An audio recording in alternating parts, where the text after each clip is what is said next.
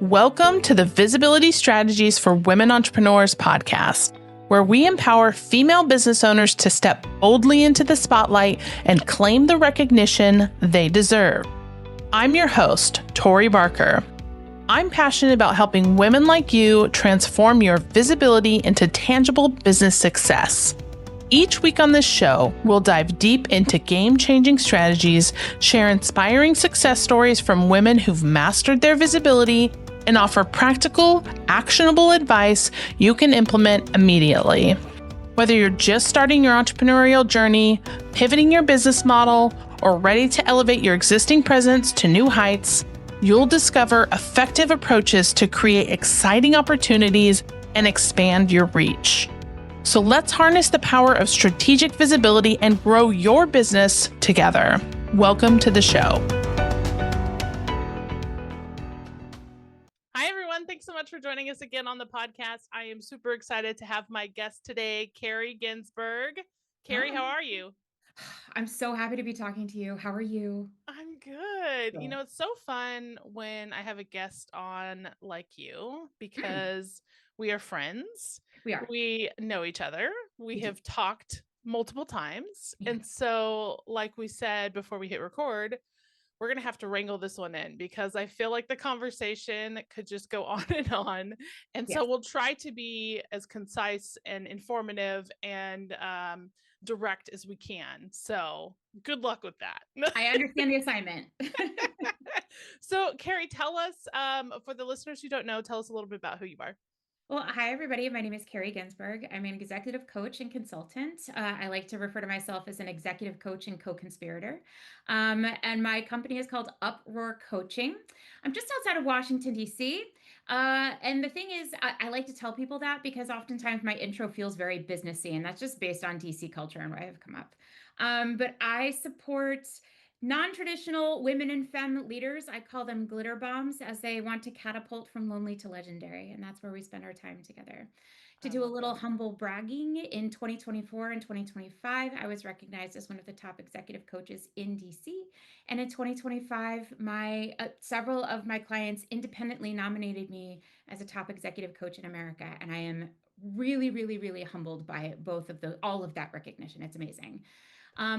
And I think the last thing that I'm still getting better about saying is that in 2025, I published my first book, and in its first week, it topped the chart number 7 on new releases for self-help and growth. So amazing. I am so Woo. excited. I've been watching your journey, cheering you along, Thank you. and we'll definitely get into the book. But first, I want to go back to what you said and how you describe yourself as helping ambitious misfits catapult from lonely to legendary, Yes. right? So, where did that phrase come from, and how does that connect to your own visibility journey? Starting out with the hard questions. Where did that phrase come from? It actually came from a lot of conversations that I was having with clients, but also with colleagues and peers that I had when I was working in a more corporate setting, and just thinking about how when we get to a certain level, either of leadership or of professional accomplishment, there's a sense that we just know. We know how to solve all the problems. We know how to do what's next. We know. When in fact, sometimes we really, really don't know. And therefore, we don't know where to go for support or mentorship or development or coaching. And it feels like maybe it signals weakness if we reach out for help or we do the brave thing and express we don't know. And that can be very isolating. That can be very lonely. And I want to make sure that any leader, but particularly women and femme leaders, understand that while they might feel lonely in that moment, they are certainly not alone. There's a lot of people and resources out there ready to support them as they reach up and reach out for whatever is next that is uniquely and dynamically theirs. But also the things that make them feel lonely or the things that make them feel different, or outliers or misfits or outcasts or rock stars or mermaids or bog wenches or however they describe themselves, those are the things that actually create a legacy. Those are the things that make them legendary. And instead of hiding them as we are on our no journey, we need to turn it really up. We need to lean so far into it, that maybe would make some people around us uncomfortable, Yeah. because that's that's where the glitter is. That's where the sticky point is. And being all of ourselves is what inspires people behind us to Mm-hmm. also feel brave enough and comfortable to be themselves too. Yeah. That's legendary status. That's legacy right there. That's amazing. I feel like there's so many women specifically who Mhm. hide behind uniqueness Mm, um or some like like they're quirks, right? Like they think that they're yeah. quirky or whatever it is, when in fact that's their superpower, right? Some of those Yeah. things that they hide or they shame Yeah, themselves they for like being sort of apologize for. apologize. Yeah, Yeah. that's where the superpower comes from. I agree. And when you're truly authentically yourself, that's when you attract the people who you're Yes. meant to be working with, instead of, playing small or pretending to be someone you're not. You attract the wrong people, then you feel misaligned. You feel, Mm, just like yucky and not happy, and like things just don't work out. But when you lean yeah. into that true, authentic self, who you are, whatever it might be, Yeah. that's when the beauty comes to play. Yes, and people around you know. They might not be able to like put their finger on what it is, but there is a sense of distancing or a sense of like Mm, they're holding back or they're not being totally honest or truthful with me. And that then makes for more awkward or more exhausting conversation. I mean, I I spent a lot of time working in environments where I felt like I couldn't be myself. And I put on what I called like my business carry look every day. And it was like my armor going into the workplace. mm, And I definitely masked or adapted, if I'm being like very generous with myself, yep. who I truly was, because I felt like that was the way that I was going to fit in and excel in my career. Mm, yep. And it wasn't until I had an illness in 2022 that kept me home for many, many weeks as I recovered. Um, and as I came through on the other side of that, I was like, you know what? It is too hard right now to go through the day just in this body while I'm trying to put all of these other exterior should, and I put should in air quote expectations on myself, right? Right. So what if I just, when I go back to work, am who I am? Mm-hmm. What if I just let a little bit more of me out every day? And I did that. And what I found was that it got easier to get through the day. Yeah. It got easier to accomplish things. And people who felt previously like they could throw up easy roadblocks, easy from their point of view, because I would just sort of like, oh, yeah, no, you're right, like back off from them. They got way out of the way because they had no idea what to do in response to this like new me that I was showing up with. But I Yeah. definitely, I mean, I look, when I first started my business, I had a slightly different logo. Um, but and it was spread out, get loud, and be a boss bitch. And when I came back from that illness, I was spreading out more. I was getting louder and I was letting go of the boss bitch energy that lived inside of me that I kept bottled up. That was like, it was drawing me down at the end of the day because I had no place to go.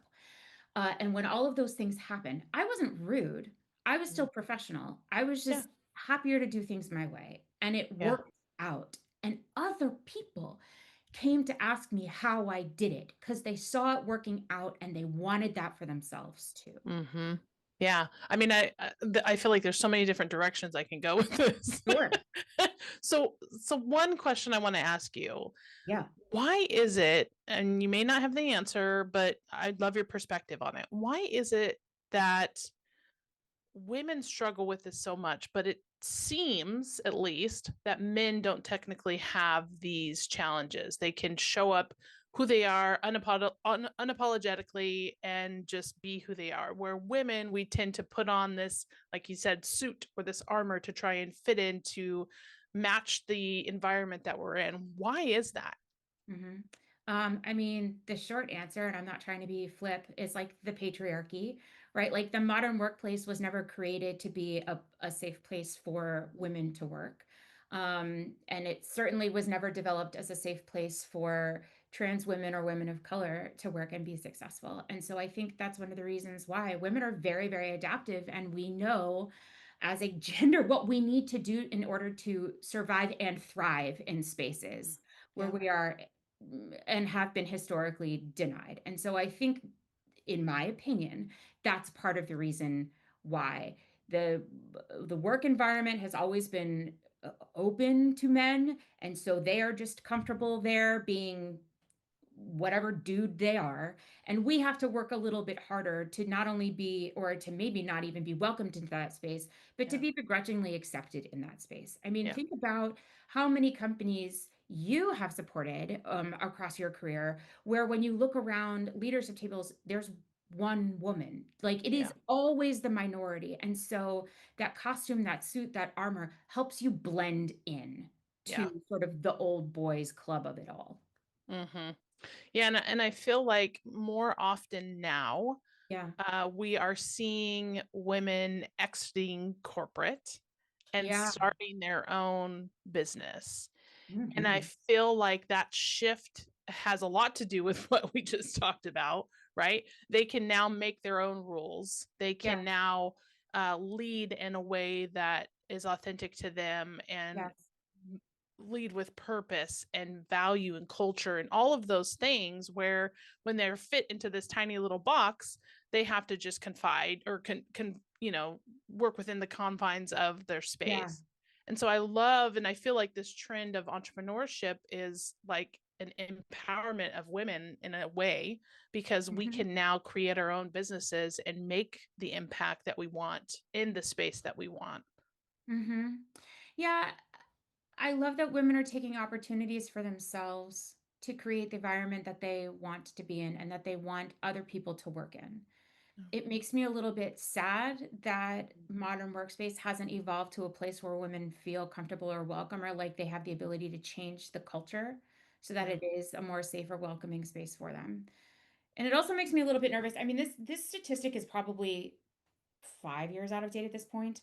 Um, but in like 2015, 2016, Harvard Business Review put out an article, and it said something like 53% of women who create their own businesses fold within the first 3 years. Mm. And that's because the funding's not there, the um, grants aren't there, their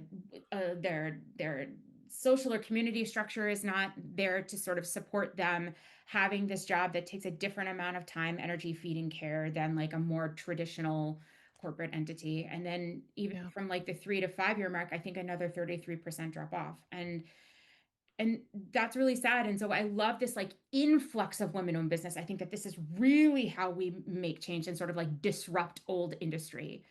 Yeah. But we need to figure out how we support each other to stick with it. I mean, Yeah. I've been in business now for 5 years full time. Upware has lived since June 2020, and I'm very, very proud of that. But there were some really specific times along the way where I thought like, this is the last month. Yep. And then something would happen, or a business bestie would come through with like that one thing I needed to hear, or that one client referral, or that one have you thought of, Mm. got me to the next month.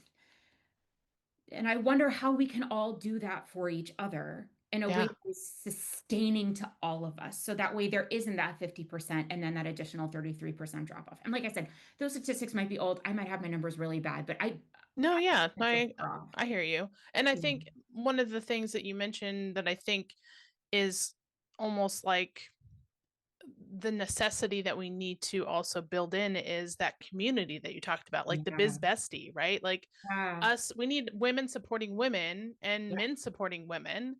And Yes. we need consistency in that, right? Like, so we don't have to go through those ebbs and flows where we're like, okay, maybe I can't sustain this business on my own. Like, why can't we have this consistent business, flow Right. and not have to worry about where my next revenue is coming from in the Yeah. next 3 to 6 months. So, Yes, and how can we also feel like we don't have to be in competition, in like mm, brutal competition with each other in seriously. order to sustain and be Yeah. consistent? Because there Yeah, is enough for everybody. totally. I think Yeah. that's one of the misconceptions is, you know, holding on to these things when it's like, Yes. gosh, there's abundance out there. We need to think about business in an abundance mindset versus a scarcity mindset. Agree. Yeah. Okay. We just went off a tangent. Sorry. Tangent. Okay, so let's talk about your coaching.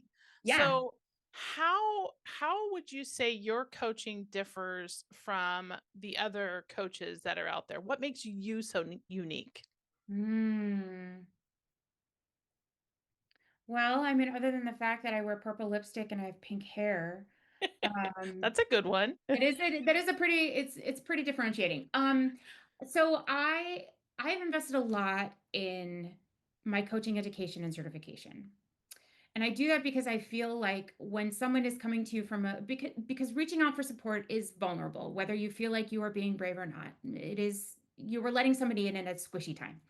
And I wanted and I invested in that education and certification because I wanted to demonstrate in a really profound way to people who are coming to me for coaching support that I'm not going to wing it, Yeah. that I have education and training to support them and to be prepared for whatever they bring in the door.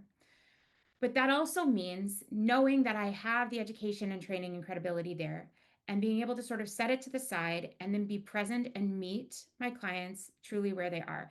And I know that there are a lot of coaches who will say like, I meet you where you are. If you're coming in pajamas and sobbing, like let's sit in that emotion together, and I will thank you profoundly and profusely for trusting me with your tears and your emotion in that moment. If we are Yeah. celebrating something, let's have a dance party. If we are feeling frustrated, let us rail and then let us figure out how to get through the frustration to get to action to get you feeling more like you're in control again. Yeah. And that means that we understand really dynamically what your coaching request is. But then every time we meet for our coaching conversation, I'm not going to judge you for what you're bringing in the door. If you have a topic that's hot on your mind, I want to hear it and I want to be in conversation with you because Yeah. you are running these conversations, not me. And Mhm. then it is my privilege to tie that back to the broader conversation or the broader coaching request that you've brought in to see if there are themes. I'm Yeah. prattling a lot to say where there are coaches who have a very rigid structure to their conversations. I am willing to truly be in discussion with you. Yeah, I'm going to ask the big questions. Yeah, you might have some thought exercise you walk away with. My clients all know that means homework. I still call it thought exercise because I'm just trying to kid myself. But you will never feel like you are walking out on a plank by yourself and I'm just standing on land waving at you. I am side by side with you on that plank and we are going to like jump or sink together. We are Mm. it together. It is a partnership. I love that you just said that right there, walking side by side, and this is a partnership, because I Yeah. think that right there makes it so unique and dynamic, because a lot of times from what I've heard people talk about coaches, and they feel ashamed and like afraid to speak up or to really talk about their the challenges that they're having. But when you come to a space like what you're describing, it's not a finger pointing or Never. shoulds or whatever those things. It's Oh. like, girl or boy, whatever. Yeah, pal. Yeah. Pal, I've No, got and you. one of the things that I've heard from clients even since the beginning is within the first few minutes of our conversation, they feel comfortable because they feel like they know me. Mm, I love that. I love that for them. I love that Yeah. they just feel comfortable to be able to be who they are, all of them, right? Like, let's be weird, let's be scared, let's be confused, let's be strong, let's be all of it because Be all the things. that's what makes us who we are. I think that's just it is such a privilege to do this every day. And Mm. I do not take that for granted. I really, really don't. Mm. I love it because you can feel the passion that you have about what you do, and that's really what makes you so unique too, is that you love what you do, and that's what makes you great at it, and that's why people come to you, and that's why I love you so much. Thank you. Thank you. I mean, you are very much a person who loves what you do too. I mean, that is it is such a contagious feeling when you see someone who's like super passionate about what you do because you're like, who's that person and how like what are they up to? Let's be friends. Let's Yeah. do it. Let's figure it out. Yeah. Biz bestie. Absolutely. There it is. There she is. Okay, girl, let's talk about your book. So, what Yes. inspired you to write your book? Tell us the name, tell us the Ooh. inspiration, Okay. give us the goods. My book is called Hey Glitterbomb. If you're watching this video, it's like right up here on my shelf. And it is a no BS guide to being too much, taking up space, and loving the legacy that you create. And I wrote a book because I want to speak more. That was the number one reason that I wrote a book. I'm going to come back to that in just a second. I also Yeah. wrote a book because I wanted to increase my reach and my visibility beyond people who are just coming to me for one-on-one or team coaching. I wanted to see if the things that we are working on individually in partnership with each other could translate into something that somebody could pick up and walk around with on their own. And it is a super weird experience, by the way. It is a very weird feeling knowing that like something has lived inside of me Yeah. and now it lives up on this shelf over my head. Like Uh-huh. I have dogs. I don't have kids, but this is, I think, the closest I'm ever going to get. I mean, I did give birth to my dogs, but like this is the closest I think I'm ever going to feel to like having birthed something into Yeah. the world. I am Yeah. really, really proud of this book. But circling back to number one, in early 2023, I was in conversations with a couple of big companies about coming in to do talks at their company, like their big company meeting or an associated conference or summit that they were having. Yeah. And I got pretty far in the process with both of them. And I sent in my like basically like my invoice to them in advance, right? Like this is be the payment, this is the breakdown, Yeah. this would be travel, all those things. And company A reached back to me by phone. It was lovely. And the woman I was talking with, she was like, "This looks great. This all looks great. This is exactly what we were expecting. Except your book's not here. You didn't include a book line." And I said, "Oh, I don't have a book." And she goes, "Oh, we thought you had a book." I was like, "No, I have a blog." And she goes, "Hmm, yeah. All right. Well, could you get back to us when you have a book?" And I was like, Oh, "Oh, sure." And then I was like, you know what? Maybe something changed and they were just looking for a reason to like say no, and that felt like a way to not hurt feeling. Oh, okay, fine, fine, fine. I'll keep it in mind and I'll try again later. yeah.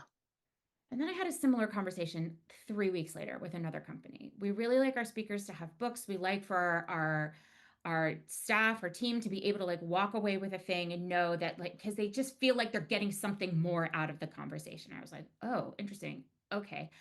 I guess I'm writing a book. And Yeah. so You that was, start printing out your blog and stapling it together, right? it's so funny. It's really, really funny that you say that because in July of that year, so 2023, I sat down with all of the things that I had ever written, all of my blog posts, all of the workshops that I have written, all of the speeches that I've given, all of everything, articles on LinkedIn, whatever. And I printed it off. I wish I still had it here on the shelf, but I just put everything that was like book drafty up in the attic.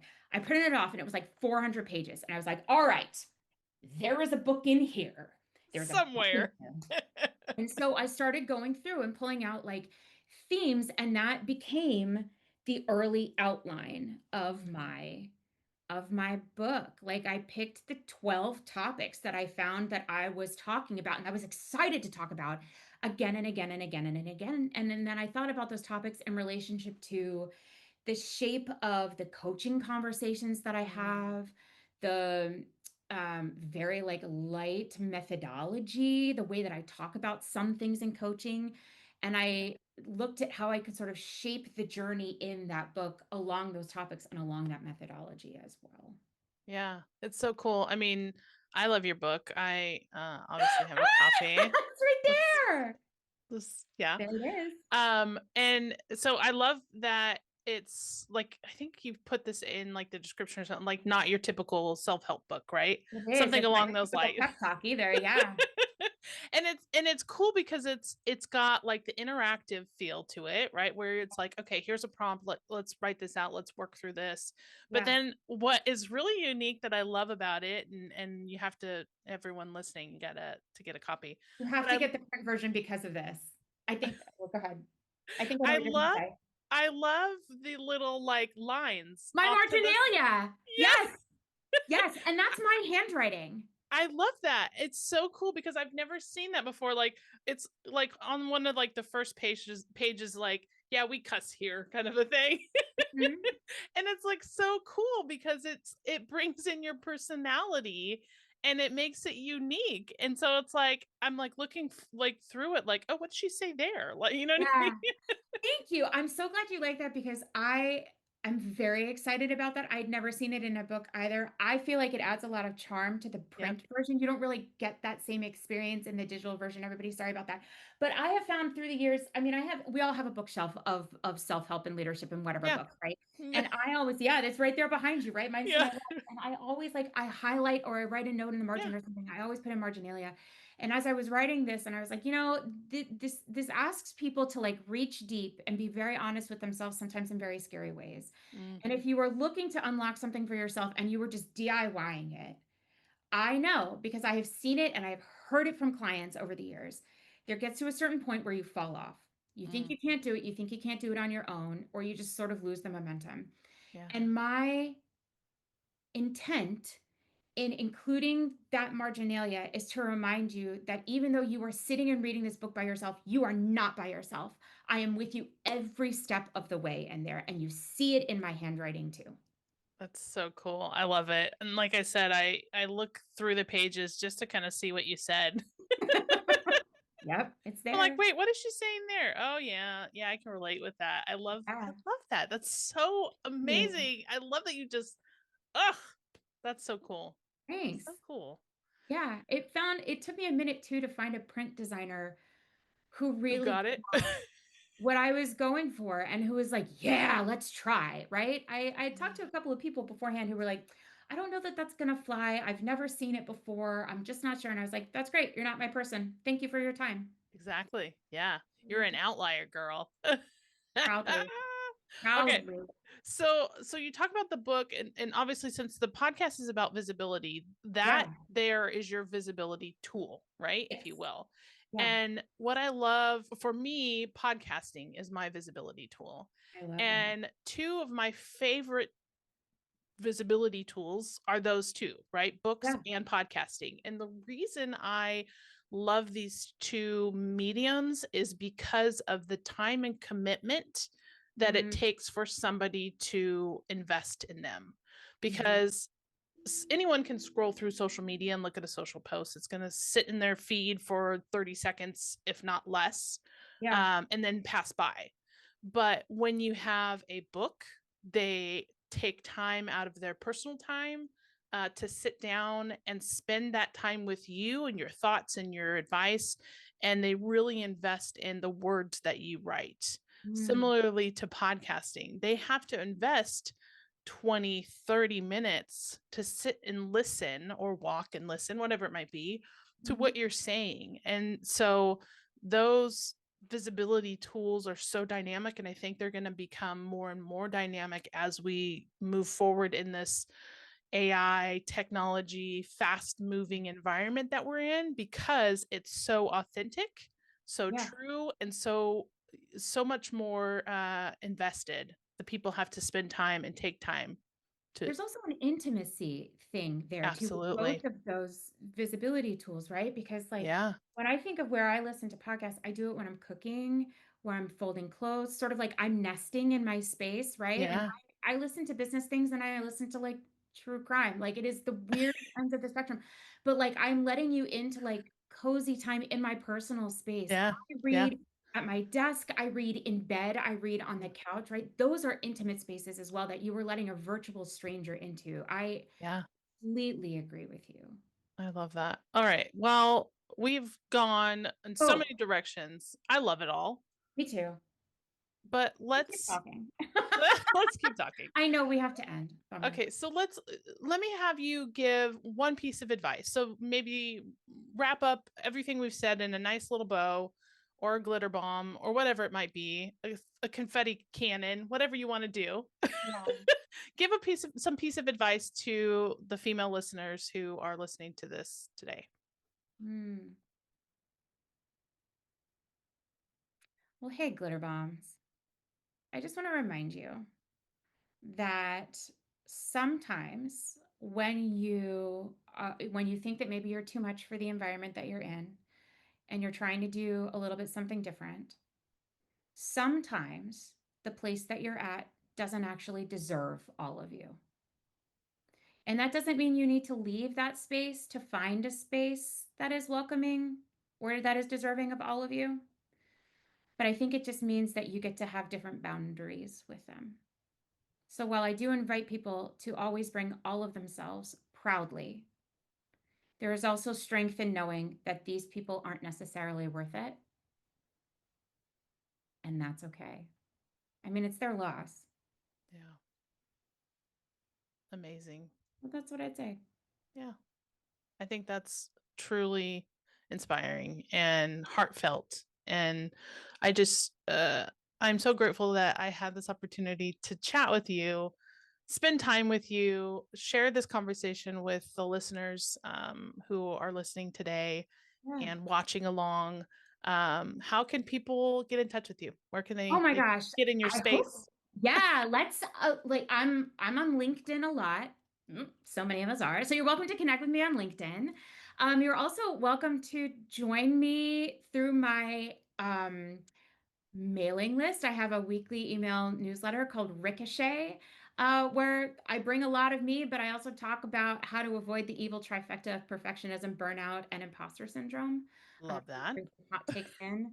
Um, and you're always welcome to email me at hello@uproarcoaching.com. And make sure you get the book. And make sure you get my book.